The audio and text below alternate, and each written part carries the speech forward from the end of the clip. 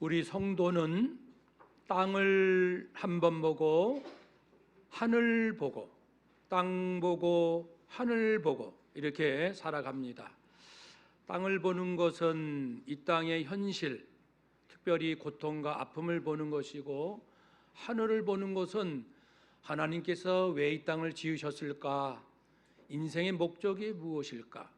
하나님은 이 세상을 어디로 인도하실까? 하나님의 마음을 알기 위해서 하늘을 바라보지요.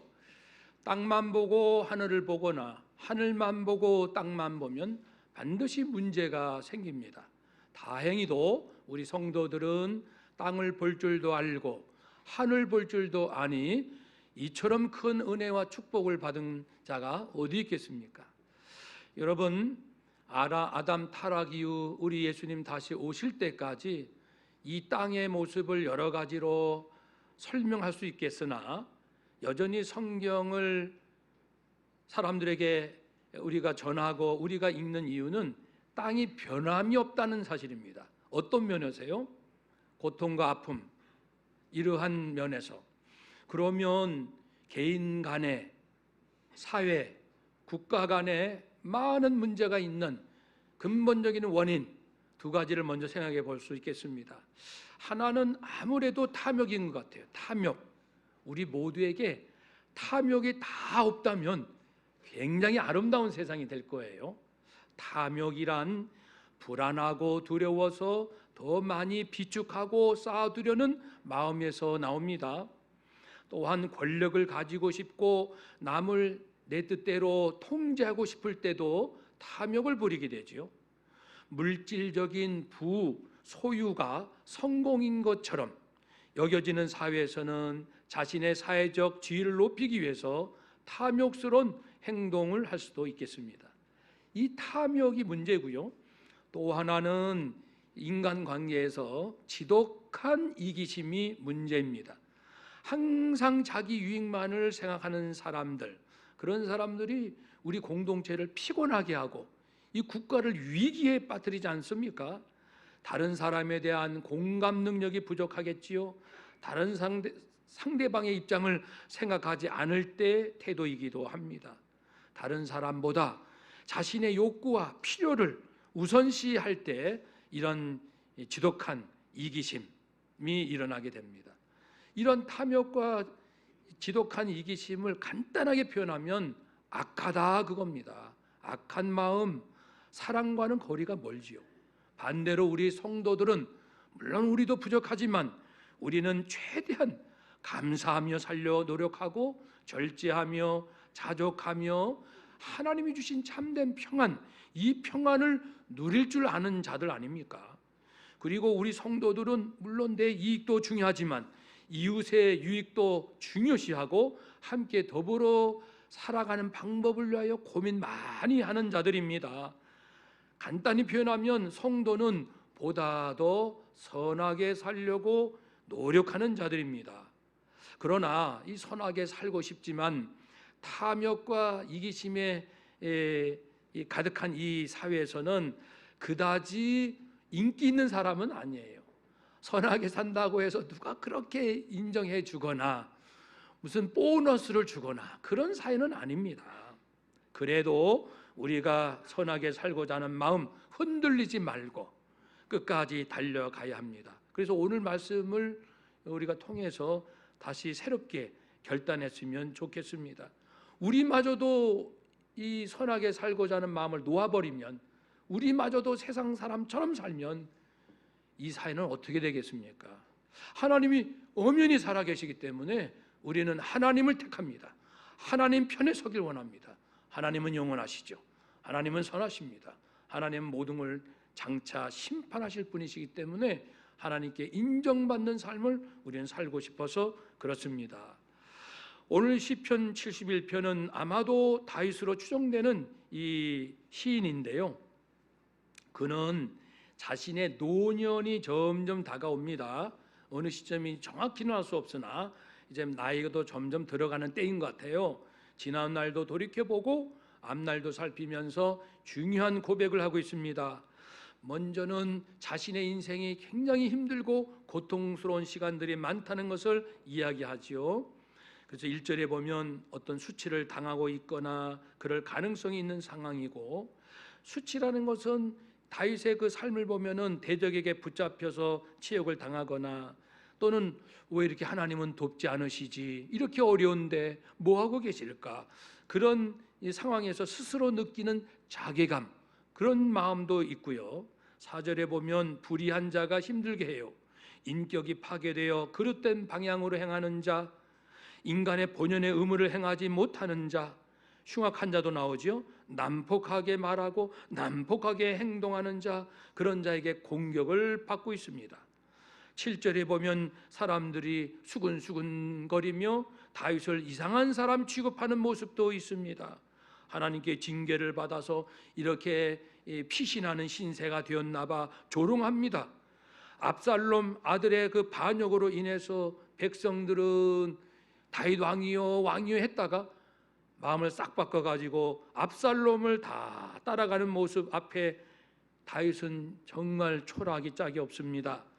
다윗으로부터 어려운 가운데 도움을 받았던 시므이라는 사람조차 이제는 직접 다윗 앞에서 욕하고 저주하는 상황이다 보니 정말 이상한 사람 그 꼴이 되고 맙니다. 10절 11절에 보면 이제 더 사람들이 하나님께서 다윗을 버리셨나 봐. 자, 버리셨다. 그를 다윗을 잡아와라. 다윗을 도와줄 자 건질 자가 없다. 이제는 아주 대놓고 사람들에게 선동을 하여 하나님이 다윗을 버리셨다. 이렇게 그러한 고백도 나옵니다. 24절 보니까 내 영혼을 대적하고 나를 모해하는 자들이 있습니다. 내게 상처를 입히고 불명예를 안겨주는 사람들이 있습니다. 그러니 이런 모습들은 우리가 살아오면서 크든 작든 아마 경험들 했을 겁니다. 그렇죠? 그런데 하나의 그 의외의 고백이 나와요. 그런데 24절에 보면은 이러한 나를 대적하는 이러한 모습들, 우리에게 많은 고난을 하나님께서 보셨다라는 고백이 나옵니다. 하나님이 허락하지 아니하시면 이런 일이 일어나지 않는다라는 그 큰 그림에서 결국은 하나님이 내게 허락하셨다. 이 신앙 고백. 이건 하나님 믿는 사람만 합니다. 하나님이 허락하셨다. 한번 따라합시다. 억울함도 하나님이 허락하십니다.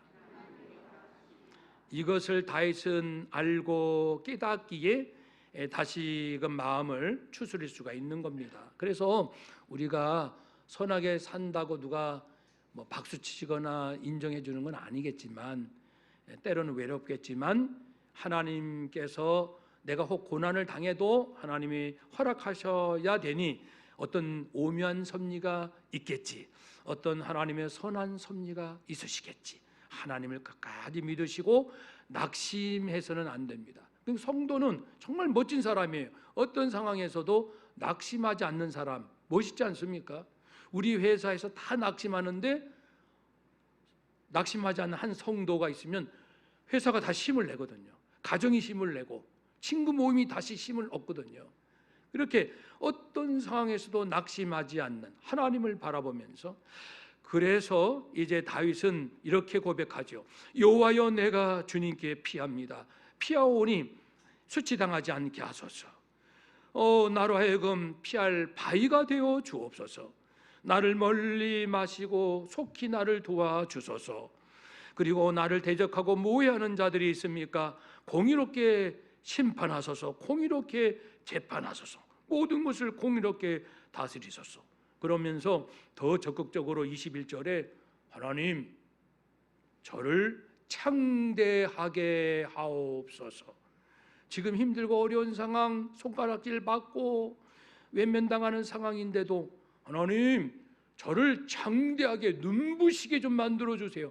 마치 시편 23편에 그 원수의 목전에서 눈앞에서 내게 잔치상을 베푸시고, 이런 고백 똑같습니다. 그래서 우리는 힘들고 어려운 상황일 때 더 하나님 앞에 적극적인 기도를 드려야 합니다.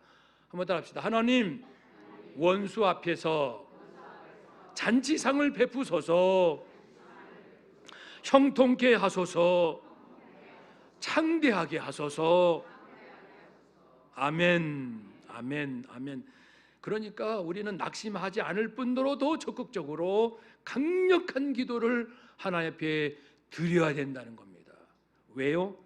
두 가지 근거가 있어요. 하나는 2절에 보면 하나님의 의로우심으로 나를 건지소서. 하나님은 의로우시잖아요.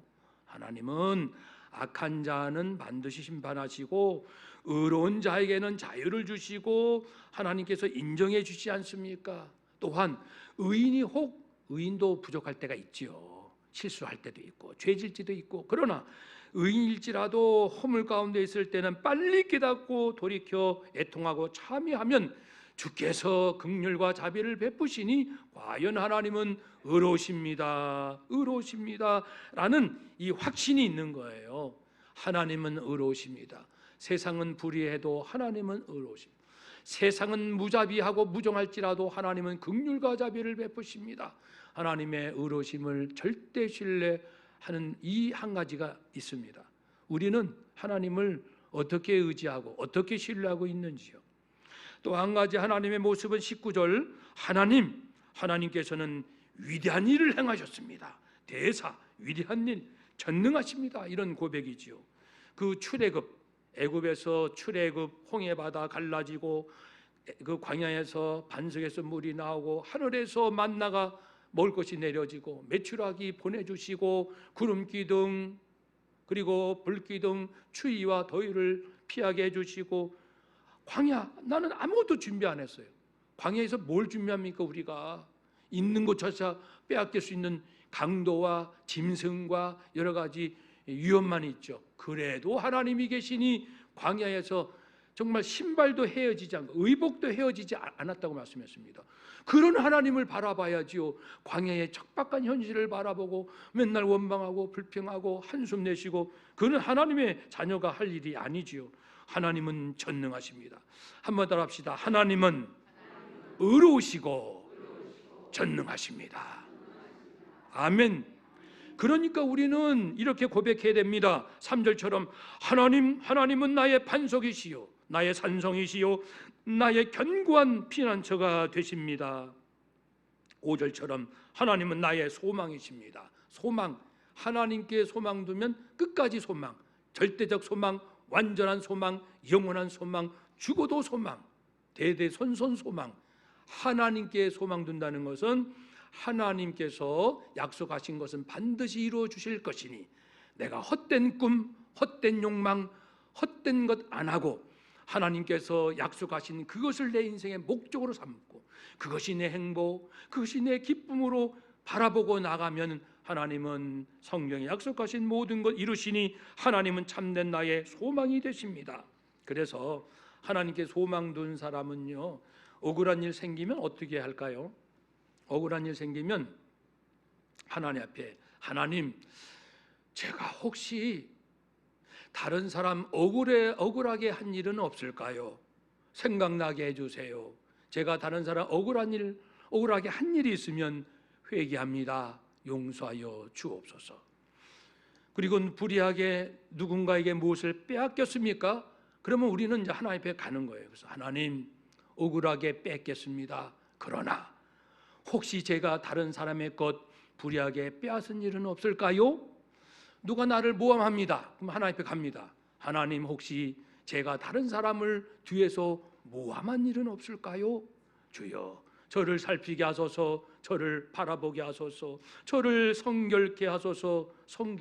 저를 성결하게 하소서. 정결하게 하소서. 그러니까 어떤 고난과 억울함과 고통은 바로 나를 성결하게 하시려는 하나님의 축복인 줄로 믿습니다. 그렇게 가야 돼요. 하나님, 억울해요, 분해요, 속상해요, 원수 갚아주세요.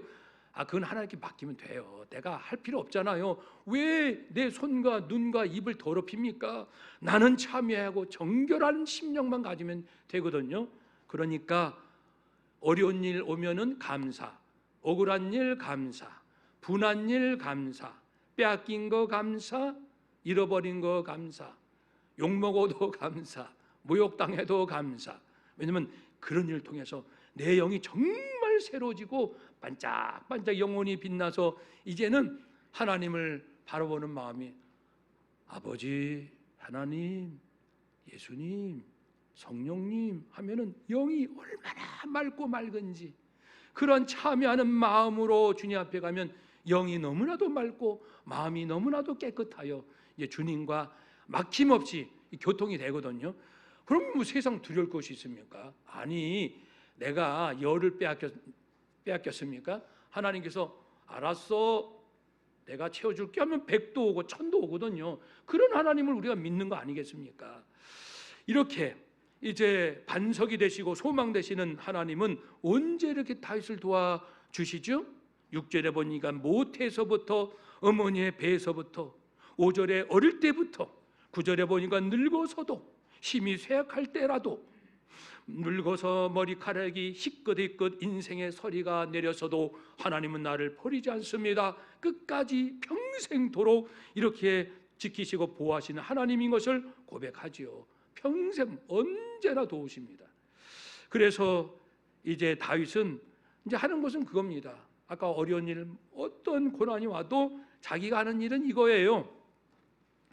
하나님을 믿고 신뢰하기 때문에 종일토록 감사 찬송, 입이 가득하도록 감사 찬송, 항상 하나님께 소망두며 감사 찬송, 더욱더욱 찬송, 측량할 수 없을 만큼 크신 하나님의 의로움과 구원해 주심에 감격하며 압도되며 감사 찬송. 하나님께서 나를 어려서부터 가르쳐 주신 것을 기억하며, 즉 말씀을 기억하며 감정이 휘둘리는 게 아니고 진리 말씀을 기억하며 감사 찬송. 그렇죠?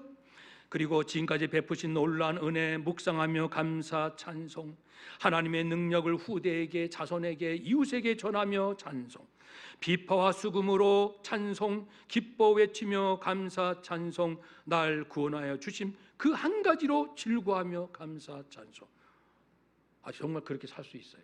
우리가 그렇게 살아가고 있다고 저는 믿습니다. 물론 힘들고 어려워도 우리는 빨리빨리 일어서서 이래서 감사, 더 감사, 바울처럼 어려움이 오면 더 크게 감사. 그렇죠? 그러니 하나님께 소망 두는 사람은 끝없이 감사만 하고 찬송만 하고 믿습니다 하고 선하게 살겠습니다 하고만 그렇게만 가는 거예요. 그러다 보면 24절처럼 반전이 일어나는데, 내가 혀로 종일토록 주를 찬송하고 주의 의를 말씀하고 묵상하며 선하게 살고자 다짐하면 나를 모해하던 자들, 그들이 수치와 무한을 당할 것이다. 하나님께서 다 교통정리해 주신다. 그러니까 신경 쓸 거 없잖아요. 그럼 지금 그래야 됩니다. 지금 우리 가정 안에 어려움이 있을 수 있어요. 일터에도 국가 안에도 지금 언젠가 믿음 잘 키울 생각하지 마시고, 지금 감사가 오지 않으면 내일도 없거든요. 지금 나를 억울하게 한 사람을 품을 수 있는 마음 없으면 앞으로도 못 품는 거거든요. 그러니까 지금 내 믿음 살피시고, 이제 앞으로 어떤 험난한 세상이 온다 할지라도 이제 이 세상은 다 알아요. 사람들이요, 탐욕, 저도 그래요, 누구나 그래요. 탐욕, 이기심으로 사는 거 아닙니까? 솔직히 겉으로 좀 괜찮은 거 포장은 돼 있어도 다 알잖아요. 우리 그게 세상 당신이 이랬습니까? 당신이 이럴 수 있습니까? 당신은 왜 이렇게 못했어? 그럴 필요 없다는 거예요. 너나 나나 다 탐욕 덩어리, 이기심 덩어리인데 누가 누구를 향하여 무슨 얘기합니까? 하나님, 알았습니다. 저를 고치소서, 저를 성결케 하소서, 제가 못됐습니다. 저를 다시금 예수 닮게 하옵소서. 한번 따라 합시다. 하나님, 제가 문제입니다. 예수 닮게 하옵소서, 성결케 하옵소서, 선하게 살게 하옵소서. 아멘.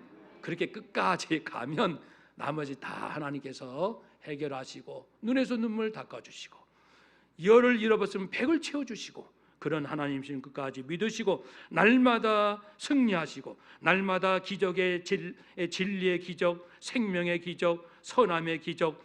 우리가 이렇게 살면 가정의 분위기가 막 달라질 거 아니겠습니까?